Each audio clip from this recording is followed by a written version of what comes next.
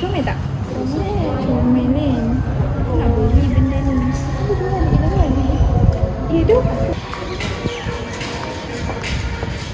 Bia, Syazah, korang pernah nampak tak orang bergaduh dekat dalam komen dekat media sosial? Aku tengok juga kadang-kadang, tapi aku rasa kelakar lah.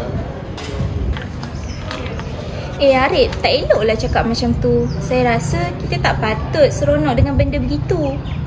Perbalahan di media sosial boleh menjejaskan hubungan sesama pengguna. Betul tu.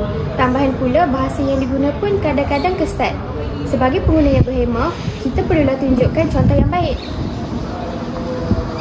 Betul juga, tapi kadang-kadang orang tu yang mula dulu. Jadi kita balaslah. Salah ke? Takkan nak diam je.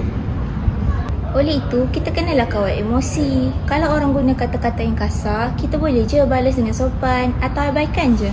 Kan lebih matang kalau macam tu? Saya setuju.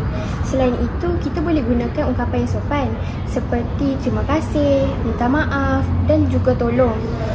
Ia boleh menunjukkan nilai budi bahasa kita walaupun kita berada di alam maya. Betul juga cakap korang. Terima kasih atas nasihat yang korang bagi. Lepas ni aku akan ubah cara aku komen dekat media sosial. Aku minta maaf lah kalau sebelum ni aku ada kasar ke. Okay? Tak mengapa Arik, yang penting kita boleh belajar dan berubah.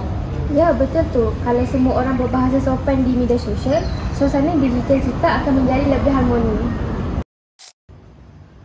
Setuju. Jadi kesimpulannya, kita kenalah berfikir dulu sebelum menaip, supaya perkara yang kita nak sampaikan tu memberi impak yang positif kepada masyarakat. Dan kita perlulah gunakan bahasa yang sopan. Sebab tu di media sosial. Tepat sekali. Ingat, tutur kata mencerminkan peribadi diri sendiri. Dan akhiri setiap perbualan dengan senyuman.